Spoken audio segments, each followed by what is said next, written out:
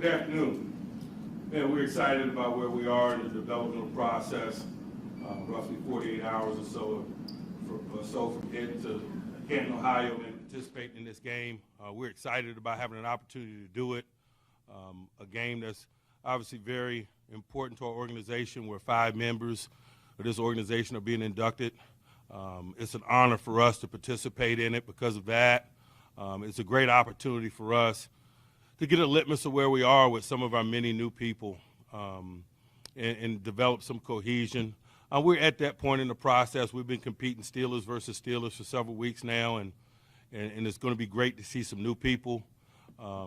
We're excited about watching them in in-game circumstances and watch people be able to think and adjust on their feet and deal with things relative to the game, the transitions from units onto the field, the inclusion of special teams and things of that nature, things that are difficult to simulate in a practice setting but a part of the evaluation process.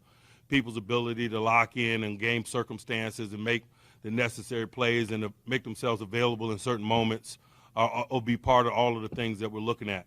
We're not going to be too complex in terms of some of the schematics. I think the most important thing is to see who can play football, to see how well people communicate in an effort to do so and work collectively together. And so, we won't be too smart in terms of some of the things that we do. We'll be more fundamental in base. I think that's a good place to begin, to allow some of the younger guys to play as freely as they can so we can see some of the talents that they display. I think special teams is always significant in circumstances such as this. We get a lot of offense versus defense, but the special teams in a practice setting is very compartmental. So it's going to be great to see all facets of it come together, return men settle under the ball and advance the ball vertically upfield, people stick on blocks and be able to do so on long grass, or people be able to escape blocks, and all of that while working to be penalty-free. I think that's an element of it that I'm excited about seeing, the above-the-neck element of play individually and collectively. How clean can we play the first time out? How much do our skill development and techniques relative to our positions show up in real combat, or are people going to go native and do illegal maneuvers and things of that nature? It's just a lot to look at the first time you carry a group in a stadium. We're really excited about doing it. I know the guys are excited about playing. We've got every intention of taking everybody in our training camp party to Canton. Like many times in Hall of Fame games and first preseason games, there'll be select veterans who won't participate in the game, guys that you're probably familiar with and can anticipate, Ben, Cam Hayward, Joe Hayden, and others. We haven't gotten too much into a division of labor in terms of other than those peripheral things, who's not playing. We haven't spent a great deal of time talking about the division of labor and how much those that we designate to play are going to play. Really not going to address that until we get the guys out of the building today. It's important this time of year, man, that we kind of live in these moments and focus on the now and construct good days. And so we're still in training camp mode today. And so, we won't look ahead with that group until we get this day completed. But when the guys come in here tomorrow, we'll be talking about division of labor within the game, how much guys anticipate playing. We'll gear tomorrow morning's work toward game readiness. But today we're going to be very much Steelers versus Steelers. So I don't have a lot of definitive information about the division of labor in terms of who's playing and how much and why. We'll determine that this evening after we get the guys out of the building. That being said, I'll open it up for questions.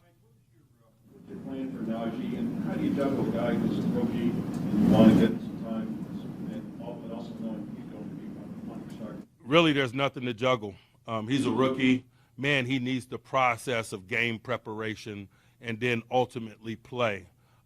We got 4 opportunities for him to do that. We're gonna make sure that he participates in all 4 of those processes. We'll determine how much he plays, but the preparation process, the process of readying yourself to play, is something that I believe all those young guys need, regardless of their potential roles for us once the regular season starts. I just want to get them into as many stadiums and watch them prepare and watch them establish routines that make them comfortable, that maximize their ability in a game-like setting. And so I'm excited about watching him do that for the first time. I think he's going to learn and grow from it, aside from the actual play in the game, just the process leading up to play. And like I said, we'll determine tonight or tomorrow potentially how much that is. Do you use last 2 years ago as a blueprint with the 4-game preseason? I'm sorry? Do you use what happened 2 years ago, if you didn't have games last preseason, as a blueprint on how to kind of get this ready? I really haven't. I'm really living in the now. Most teams have 3 preseason games. We have 4, so I'm viewing this like a bonus, like you would in the old system where this would be our 5th preseason game when most were having 4. And so that's the approach we're taking. That's why, we've minimized the participation in practice of some certain veterans in an effort to ready those young guys and to establish a good understanding of maybe what some of those younger guys are. I think everything that we've done to this point is reflective of kind of that philosophical approach. How much more do you learn about maybe some of the end of the roster guys having a preseason this year versus last year, just the full training camp? You learn significantly more, not only about them, but about everyone, about veteran players, about coaches, about the cohesion relative to play, whether it's coach communication or in-game instruction and adjustments or just general play. But it was fair a year ago because none of us had an opportunity to glean some of that information or gain that understanding of footing through last year's process. And so this year's process is this year's process. We're excited about gaining as much information as we can. It was a wild year last year, man, going into New York, kind of not knowing some of those things. And I'm sure it was wild for the Giants and the other teams that played as well. Mike, as you establish your depth chart at quarterback, who gets the second team reps and second team prep and all that, is next year ever a consideration, or is it just about this year or this week? Absolutely not. Mike, have you come up with any plan how you use your quarterback?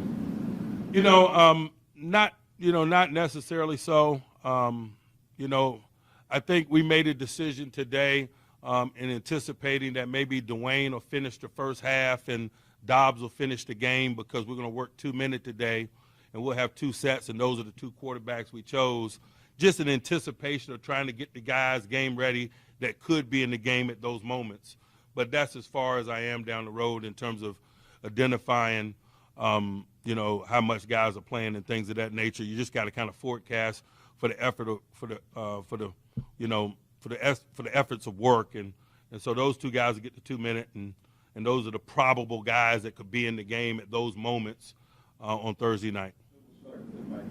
Mason. Do you have your punters do one split halves and that kind of thing? I'm undecided. Both guys are working today. They're trading punt for punt in a live punt period, and we're excited about watching that. We'll determine some of that other stuff later. Mike, at the outset, you mentioned the Steeler presence that will be inducted into Canton, specifically about Coach Cowler. He wrote his book when he took over for Coach Knoll, how Chuck tried to stay very hands-off. He only had one interaction with Chuck when he took over, and he didn't really give him much guidance on anything because he wanted him to feel his way. Is that how he interacted with you, or what was that process like when you took over from Bill? Very much so, man. Our interactions over the years have always been very warm, and I've always been appreciative of that. You can feel his support of us, but he's always given me space to do the things that the job requires. I think anybody that's held jobs like this understand that it's somewhat lonely, and that's just the nature of it. And those that done it are respectful of that and allow people to do what it is they need to do. But I've been really appreciative of our relationship, and have always felt his support. He said it was kind of eerie his first day on the job when he got there. He broke away from the Steelers being here, and there was no evidence that Chuck Knoll had ever been there. Was that the case for you when you first showed up? No, I don't know that I was necessarily looking for that. I don't know that occupied my attention, to be quite honest with you, as I sit here today. But, I like I said, I was very aware of what he was able to accomplish and respectful of it, and obviously realized the monumental challenge it was going to be to kind of uphold the standard. Did you drink that Iron City Eagle after you did? Still in there. Still there? Still in there. I want to leave it for the next guy, man, How was that, Mike? Mike? I have no idea, you I don't know if that know. age is like wine or not. It probably doesn't, but isn't it cute? Bill, How much have you seen Dwayne Haskins adapt and grow during his time leading into this first game as a Steeler? You know, he's grown by leaps and bounds. He does a good job of communicating with coaches, with players, gaining an understanding of what we're trying to do schematically and his role in it, gaining a rapport with the receivers specifically, trying to do the things that we want him to do in the drill work that we do. We've made an emphasis that drill work is football-like, but not necessarily football, and so we have certain things that we emphasize under those circumstances. I think he's done a nice job of that. I think a lot of guys have. Bill lobbied to have you let him call one more play, maybe throw in a blitz. You gonna do that? Man, Bill can have whatever he wants, man. He can call a half a play if he wants to. Mike, I wanted to ask you about another person that's going into the Hall of Fame posthumously. What were your interactions with Bill Don, and what do you think his input is on this organization? You know, I'm sure there are a lot of more veteran guys, senior guys that have a perspective in terms of his impact. You know, I often have good conversations with Art regarding his impact and others, particularly during that era of the 70s and so forth. But I just appreciated the mentorship that I got from him, the wisdom that I got from him, the time spent. All of us that had an opportunity to spend time with him really enjoyed it. Me personally, I loved how scientific he was in terms of the evaluation of talent or pedigree and the things that he focused on in terms of the evaluation of athletes. Many of the things that he taught me I use to this day and probably will continue to use and share with others. He was a legendary talent evaluator, and you know, his enshrinement is well deserved. You have an example of that, Mike? Oh my gosh, you know, he had certain things that, you know, isms, if you will. You know, he didn't like tall offensive linemen, you know, because of bend or potential lack thereof. He always looked how guys had weight distributed on the bottom of their shoes. You know, he wanted guys to have, you know, the inside instep part of their shoe to be more worn than the other parts because that was a good power source for directional changing and things of that nature. Just a bunch of unique little tidbits that, you know, I could go on for forever. But just tools of the trade and really examples of his expertise in that area. Mike, there's soon Canton Green's going to get you started, which you said a couple weeks ago.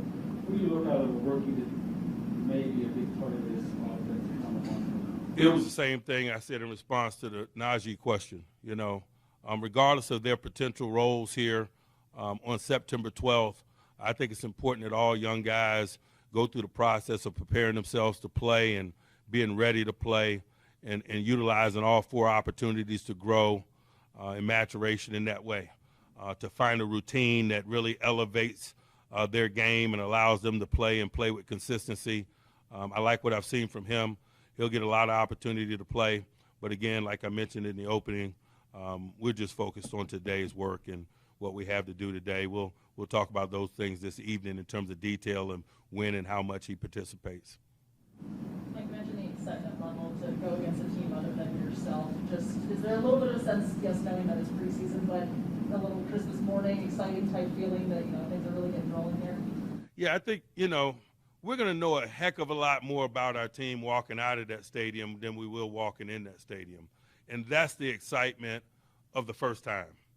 And so we've seen some things. We've seen some evidence of some things.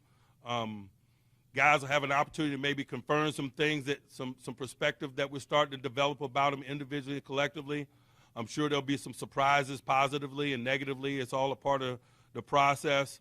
But I think that's what creates the excitement about going into a stadium for the first time. For those of us that have done it, we know walking out of that stadium, we're going to know a heck of a lot more about ourselves. Anyone else? All right. Great, thanks.